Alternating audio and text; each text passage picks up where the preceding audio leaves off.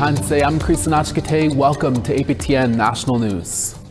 Manitoba RCMP have made an arrest in the death of a man after shots were fired in a Northern First Nation last week. On Sunday morning, RCMP arrested 19-year-old Coden Wood from Wasagamack First Nation.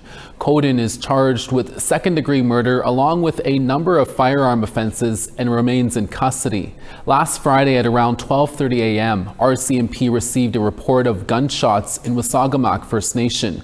A 37-year-old man was later found deceased outside a home.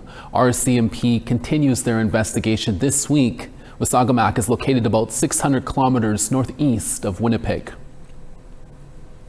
The Manitoba RCMP Major Crime Services are set to announce charges in connection with the death of a woman from the Tutnawa-Zibing Treaty Reserve about 390 kilometers northwest of Winnipeg. Here's T.R. Wheatley with the background. Melinda Linksleg went missing in 2020. Her body was found in 2023. Now, RCMP are laying charges Monday afternoon in relation to her disappearance and murder. Linksleg was a 40-year-old mother of 6 children. She is believed to have gone to visit someone outside of Tutnawa-Zibing on March 31st, 2020. There was a COVID-19 checkpoint in place at the time. She did not make it back. In November 2020, RCMP and Linksleg's family reached out to the public for assistance in the case. Linksleg's family told APTN that RCMP had interviewed over 50 people. Then on June 9, 2023, RCMP announced Linksleg's remains were discovered just days before in an abandoned property in Santa Clara near Roblin, a community close to the Saskatchewan border. The press conference is set to take place at 2 p.m. Eastern. I'll bring you more details in a full report tonight at 6 p.m. Eastern. T.R. Wheatley, APTN National News, Winnipeg. Last week, the body of 14-year-old Samuel Bird was found following a lengthy search. The Edmonton Police Service says one man has since been arrested and charged in connection with Bird's murder. Here's an update. During Friday's press conference, the Edmonton Police Service says last Wednesday, Edmonton police arrested 38-year-old Brian Farrell and charged him with second-degree murder in the death of Samuel Bird. On Thursday at around 4 a.m., Bird's remains were found in a wooded area located west of Edmonton near a farmer's field. Police could only say that Farrell is the father of another youth who was an associate of Bird's. Farrell is also charged with 13 other offenses that include assault, arson, possession of a firearm, assaulting a peace officer, and uttering threats to Samuel Bird's mother, Alana Bird. Police say that the previous unconfirmed videos of Samuel Bird allegedly being attacked by other youth online is false. While the Edmonton Police Service commended everyone who had a hand in finding Samuel, they warned the public, including those on social media, to not partake in vigilantism online in accusing other youth. We now have a near complete understanding of the circumstances of Samuel's disappearance and death. Any videos purporting to depict Samuel's death are categorically false. The results of our investigation have determined that the family of the accused, Brian Farrell, were not present or involved in Samuel Bird's disappearance or murder. Narratives which have portrayed other youths as being involved in Samuel's murder directly or as a party to the offense have been confirmed false through our investigation. The continued doxing of any youth associated to this investigation is morally and legally inappropriate. While our investigation will continue, this case is now before the courts where it will be tried. Investigations are not conducted on social media, nor should they be tried there. Farrell will make his next court appearance next Monday. A group of protesters in support of the family of Samuel Bird gathered outside the Edmonton Law Courts in downtown Edmonton this morning. They are protesting against 38-year-old Brian Farrell, who has been charged with Bird's death, and they're calling for justice and accountability. Our reporter Chris Stewart will bring you an update for your evening newscasts in a few hours. The last of 9 people accused in the death of Megan Gallagher has been found guilty of manslaughter. Gallagher, who was murdered in 2020, and her body was found 2 years later near St. Louis, Saskatchewan. The jury was deliberating since last Thursday, and a warning, some of the details here are disturbing. Over the 9-day trial, the jury heard Sutherland's police statement detailing what happened in his garage the night Gallagher died. Sutherland recalled seeing her tied to 2 separate chairs, leaving multiple times, her being stripped out of her clothing, and finally returning to find her body under a tarp. The defense argued abandonment as Sutherland did not participate in the beating of Gallagher. A testimony from Robert Bobby Thomas, who is serving a life sentence for second-degree murder in Gallagher's death, stated that Sutherland implied he had hurt Megan with a set of brass knuckles, though he did not witness it himself. Sutherland was also found guilty of unlawful confinement and offering indignity to human remains. Sentencing for 3 land defenders that were arrested while trying to block a pipeline project in northern BC took place last Friday. APTN's Tina House reports.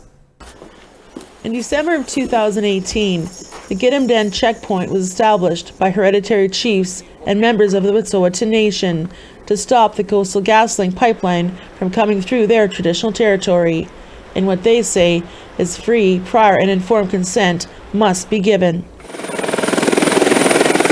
In January of 2019, a large-scale police operation led to a major clash between RCMP and land defenders, with many arrested. 3 of those land defenders submitted an application to the courts, claiming that RCMP abused their rights. In February of 2019, Justice Michael Tamman ruled that the RCMP-CRG did breach their Charter of Rights and abuse the process of the court. His findings also included that the racist comments about the handprints were grossly offensive, racist, and dehumanizing, and undermined the integrity of the judicial process. 3 of those land defenders received sentences in a courtroom in Smithers, BC. For criminal contempt, Slater was given 17 days, Corey Jocko 12 days, and Shaylin Sampson 9 days. Their terms are suspended. However, if there is breaches in the injunction in the next year, they will serve jail time. All 3 are expected to also serve 150 hours community service. The blockade delayed, but did not stop the completion of the 670-kilometer pipeline from Dawson Creek, BC to Kitimat, BC, that began its first export of LNG to Asia last June. Tina House, APTN National News, Vancouver. More affordable housing is coming to Winnipeg thanks to a partnership between a development company and a First Nation in Manitoba. Sav Jonza brings us this update. This 6-story building will soon answer calls for more affordable housing in Winnipeg. Lacour is a mixed-income apartment block containing 127 rental units, parkade, and retail space wholly owned a Wasagamack Cree Nation in Manitoba. Their chief, Michael Constant, says there's high demand from off-reserve members for safe housing that doesn't break the bank. Those demands need to be met on a human basis, because our people are entering into the main society, bringing them off our First Nations and surviving and thriving into these settings, and this is one of the capital ways in meeting their needs. 1, 2, and 3-bedroom apartments will be on offer. About 40 of the 127 units will be dedicated for First Nations renters from any treaty territory. OCN partnered with Freed Home Developments on the project. Their president, Jonathan Freed, says that while most of the apartments will range between $1,500 to more than $2,000 a month in rent, 52 units will be deeply affordable compared to market rates. In this particular community, the 1-bedrooms will be about $785 a month. 2 bedrooms will be $985 a month, so well below market rental values. Freed says economic reconciliation is the cherry on top of a wonderful project. He looks forward to more collaborations with First Nations. We've certainly been approached by other First Nations. I mean, we love doing it. They've got tremendous vision and tremendous trust, and they're excellent collaborators, and we'd love to do more of it for sure. The $38 million project is supported by a more than $35 million investment by the Government of Canada and tax increment financing from the City of Winnipeg. Lacour plans to open September 2026. Sav Jonza, APTN National News, Winnipeg. Back in August, lightning hit a residential school totem pole in Winnipeg. We'll bring you an update to that story after the break.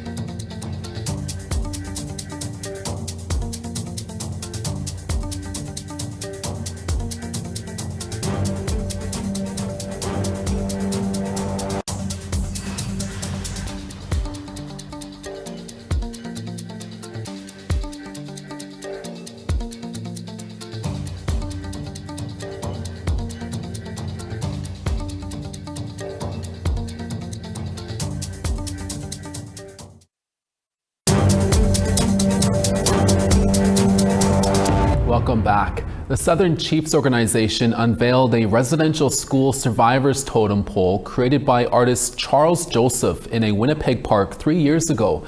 After remaining there, the totem pole was damaged during a thunderstorm this past August. As Julia Ross reports, the SCO has since announced a new plan for the pole. The story behind this pole is a part of our resilience.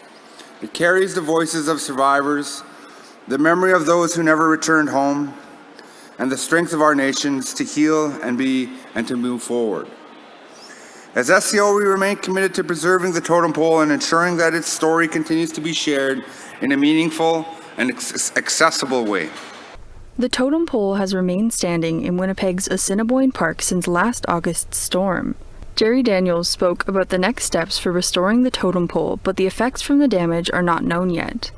Daniels says that the totem pole will be removed and placed in secure storage, waiting to be assessed.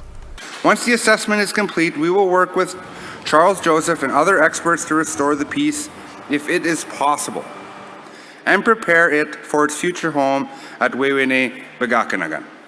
Wewene Bagakanagan is a project that is redeveloping the former Hudson's Bay building in downtown Winnipeg. Daniels says that through this restoration, reconciliation will be made visible in the heart of downtown Winnipeg. In fact, Wewene Bagakanagan means it is visible in Ojibwe. This project will bring together housing, economic opportunity, cultural renewal, and a permanent and dignified home for the totem pole.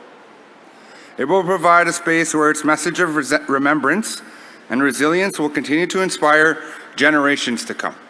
Wewine Bagakanagwin would provide 370 affordable housing units for families, students, and veterans, as well as creating a public main floor to reflect and honor residential and day school survivors. Daniel says a more detailed construction update will take place in the weeks to come. Julia Ross, APTN National News, Winnipeg. Now to news in Australia. Leaders of Victoria's democratically elected First Nations body say the state's historic treaty heralds an end to centuries of paternalistic policy and signals a new chapter for the entire community. But as Victoria's parliament begins debate on the nation's first treaty legislation, the coalition has promised to tear it up within 100 days if it wins government next year. NITV's Cameron Gooley reports. A gathering on Wurundjeri Woiwurrung land, a smoking ceremony and welcome at the steps of Parliament. Wunjika is welcome in a general term, or come with purpose. You've all come with purpose today to hear this reading of this bill that'll give Aboriginal and Torres Strait people in Victoria a better, fair go. Parliamentary debate on the nation's first treaty legislation kicking off, finalised after almost a year of negotiations between the state government and the First Peoples Assembly. This time for paternalistic governments making decisions on behalf of our people ends with this treaty. Our people will no longer tolerate being the political football that politicians kick around looking to further their own selfish interests. For the last 200 years, we've had successive governments saying they know best about our business. Countless bodies, commissions and policies set up without the leadership of First Peoples. Even with governments with good intentions, it just does not work. Key to the statewide treaty, new powers for the Assembly. The proposed framework would make the Assembly permanent and require the government and its departments consult the body on Indigenous policy and laws. It would also create a new organisation within the Assembly to hold public hearings and question government ministers, holding them accountable for outcomes. We do this not to divide Victoria, but to complete it. Not to take anything from anyone, but to make this place more whole for everyone. While the legislation has support from Labor and the crossbench, treaty will be short-lived if the coalition wins government in the state election next November. Not only do we oppose treaty that's passing the lower house today, we will repeal that within the first 100 days. They've said to the Victorian community that their first priority, if they should have the privilege of holding government, is not to build the future, it's to tear it down. The coalition saying it will instead create a new government department called First Nations Victoria and an advisory committee. We have passed legislation in this place before, twice, without opposition. And today we seek to continue that path. I invite all members of this place to support us once again and enable meaningful change. An appeal at this stage unlikely to be heard. Cameron Gooley, NITV News. We now want to give you the results of last week's web poll questions. Our first question was, would you ever feel comfortable with a nuclear waste disposal site near your community? 83% of you voted no and 17% voted yes. Our second question was, should provinces be allowed to pass laws that could impact treaty rights without consultations? 79% of you said no, 17% said yes, and 4% were unsure. And our third question, a bit of a mixed bag here. The Indigenous Services Minister says Jordan's principle in child welfare are her priorities. What else should she concentrate on? 27% said water, another 27% said housing, 21% said health services, 16% said education, and 9% were unsure. Thanks for all for taking your time to cast the votes there. You can go to our website at aptnnews.ca/poll to see this week's new poll questions. We have more news after the break. Stay with us.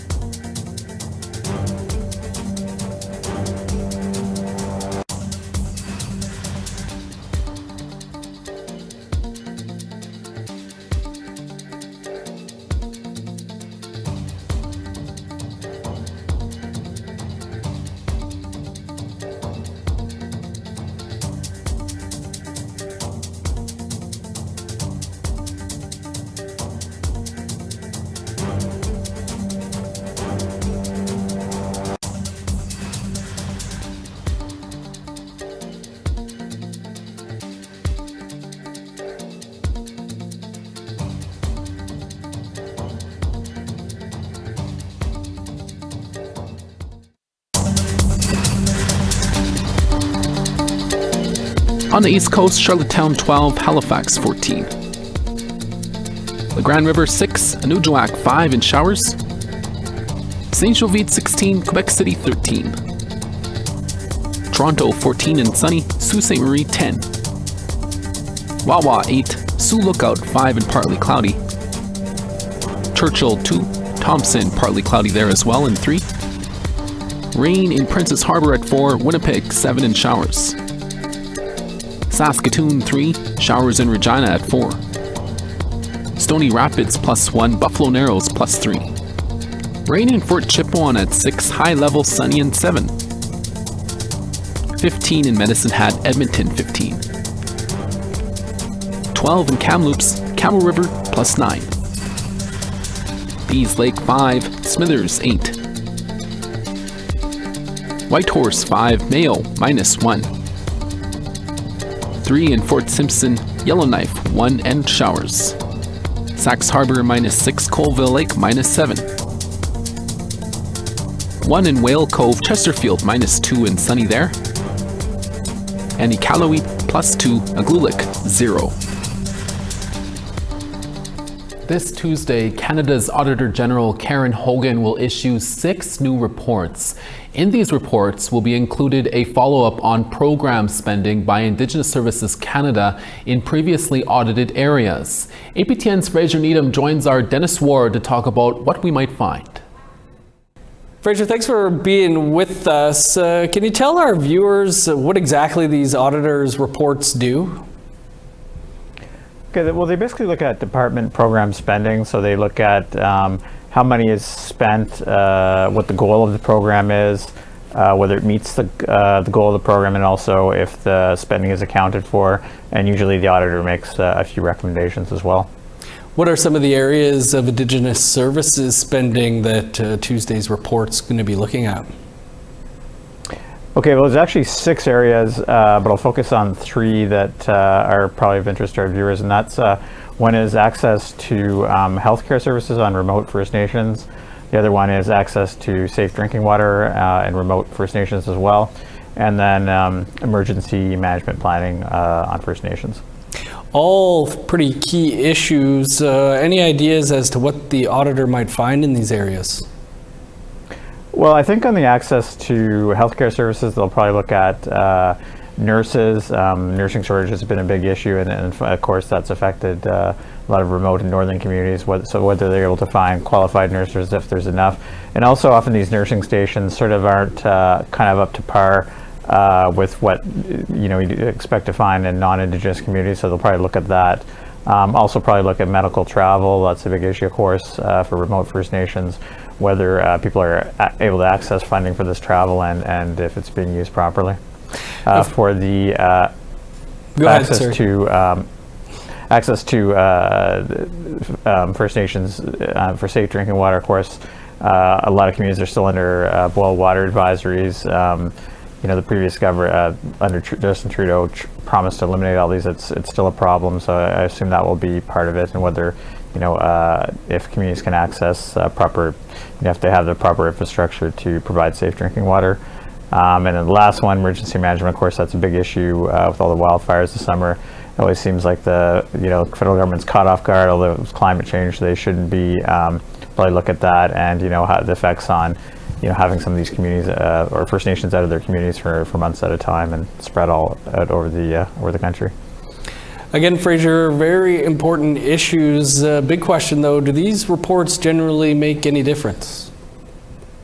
Well, the recommendations are non-binding, so you often find auditors' reports saying the same thing year after year, but at the same time, the auditor is appointed by cabinet, but is not, is pretty independent. So often finds things that that the public or us in the media wouldn't know about.